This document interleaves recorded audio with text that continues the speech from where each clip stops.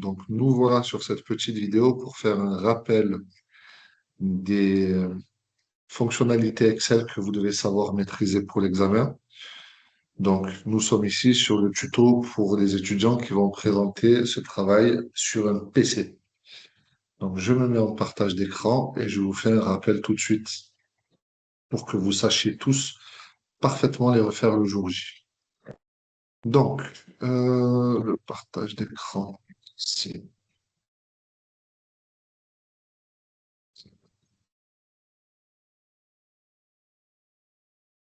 parfait. Donc, voici le fichier Excel sur lequel nous avons travaillé pendant 2 ans et je vais l'utiliser pour vous remontrer un peu toutes les fonctionnalités et je l'espère vous permettre d'avoir un rappel pour parfaitement savoir les refaire le jour J. Alors, nous allons commencer ici par une liste déroulante. Je rappelle que la liste déroulante, pour être bien présentée, doit être classée par ordre alphabétique et sans le moindre doublon. Donc, je copie toute la plage de cellules sélectionnée. Je vais sur un nouveau feuillet et je la colle. Ensuite, je sélectionne tout en faisant attention de sélectionner la cellule juste au-dessus. Je classe par ordre alphabétique. Ensuite, je supprime tous les doublons. Voilà. On voit que maintenant, je n'ai plus aucun doublon et toute ma liste déroulante est classée dans l'ordre alphabétique de A à Z. Je vais maintenant renommer cette plage de cellules. Je la sélectionne entièrement et là, en haut à gauche, je vais l'appeler. Hop là, je vais mettre avec 2 S pour être sûr de ne pas faire doublon avec un travail précédent. Entrée. Je retourne dans le feuillet et je sélectionne toute la colonne. Pourquoi toute la colonne? Parce que la base de données a pour vocation à être étoffée. Je vais sur l'onglet Données, Validation des données, Autoriser, Liste, et là je mets le nom de ma page de cellule égale ville. OK. Et là,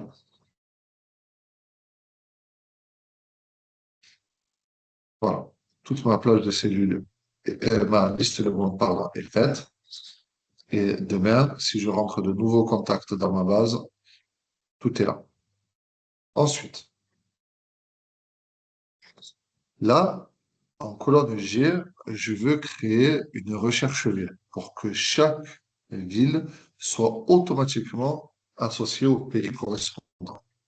Comment faire? Je me place ici,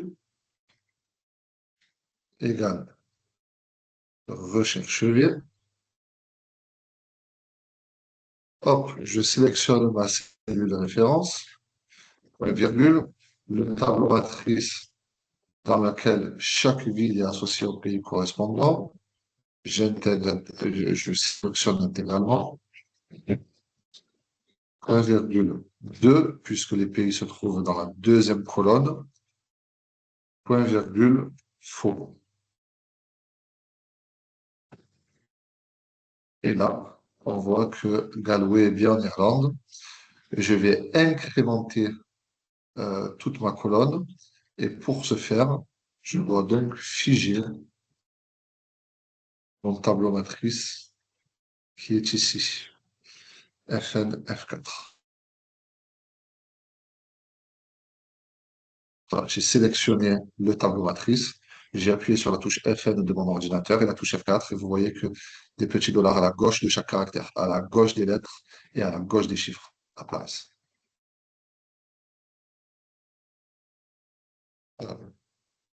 Et là, l'association se fait automatiquement sur l'intégralité du travail. Ensuite, le but de cette base de données, voilà une question typique qui peut être posée le jour J. Le but de cette base de données, c'est d'inviter des prospects à participer à un événement. Donc, nous voyons ici leur réponse. Je veux savoir combien de prospects ont répondu positivement à ma demande et dans quel pays se trouve-t-il. Comment faire? Je sélectionne toute ma plage de cellules, enfin, toute ma base de données, pardon. Hop, insertion, tableau de croisée dynamique. Et donc là, on me demande de bien confirmer la sélection en surbrillance et que je souhaite créer ça dans un nouveau feuillet de calcul. C'est exact. Et là, je mets le nombre de professeurs par pays. Et donc là, je vois que j'ai quatre contacts en Allemagne, 11 en Belgique, etc., etc. Là, je vais mettre leurs réponses. Donc, on voit qu'en Allemagne, j'ai quatre contacts et qu'ils ont tous répondu non. Belgique, j'ai 11 contacts, ils ont tous répondu non, etc., etc. Et je vais simplement, là, hop, pardon, c'est ici, je vais y arriver. Voilà, dans le champ de réponse ici, cliquez sur oui pour regarder uniquement les réponses oui. Et donc, je fais un graphique de croisée dynamique et ça me permet de voir le nombre de prospects par pays qui ont répondu positivement à mon invitation. Ensuite, Excel peut également me servir à, à avoir des données chiffrées. Par exemple, si je veux introduire dans mon tableau la prévision du chiffre d'affaires pour l'année 2025, comment faire?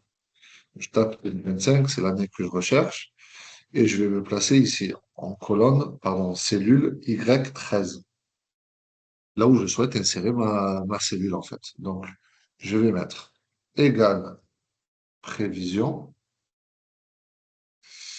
et là, donc, Excel me demande, j'utilise la méthode des moindres carrés que vous connaissez bien. Là, Excel me demande c'est quoi le X, c'est-à-dire l'année connue. C'est L. Point virgule. Ensuite, là, je sélectionne toute ma, toute ma, tous mes chiffres d'affaires. Donc, tous les Y connus, toutes les valeurs chiffrées que j'ai déjà. Point virgule. Et là, on me demande toutes les années que je connais. Elles sont là. Hop, je ferme et j'entre. Voilà la prévision pour l'année 2025. Et si j'incrémente, je dois figer tout ce qui est en rapport avec des années.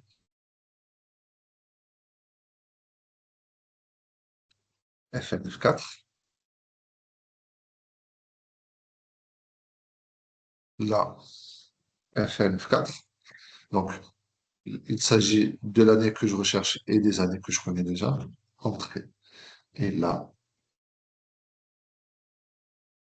j'incrémente sur la totalité de mon travail. Voilà. Alors, maintenant, avec cela, comment faire des diagrammes pour illustrer? Alors là, la meilleure chose, ça serait par exemple un diagramme en courbe. Là, je veux avoir un diagramme en courbe pour tous mes chiffres d'affaires année par année. Comment je fais? Là, regardez, je les prends tous. Insertion, et là, j'ai un diagramme en courbe. Ce qui m'intéresse dans le diagramme en courbe ici, c'est pour l'axe des abscisses, de pouvoir modifier les années, le rang des années par les années elles-mêmes. Plutôt que de mettre année 1, je voudrais mettre l'année 2004, année 2, année 2005, etc., etc. Comment faire? Clic droit, sélection des données, modifier, et là, je prends toutes mes années en question. Et ainsi, nous allons voir que sur le document de 2004 à 2023, nous avons tous les chiffres d'affaires concernés. Pour améliorer un peu la visibilité de ce document, je voudrais que l'origine de l'axe des ordonnées soit 200 et non 0. Comment faire? Double clic dessus. Là, je vois une option d'axe qui apparaît sur le côté et je vais mettre 200 à la place. Hop, et on voit que là, ça fait beaucoup plus facile à voir. Voilà, je pense, je réfléchis une seconde, mais je pense ne rien avoir oublié et j'espère que tous ces éléments vous seront utiles pour revoir vos compétences et être sûr de parfaitement bien les maîtriser pour le jour J. Merci.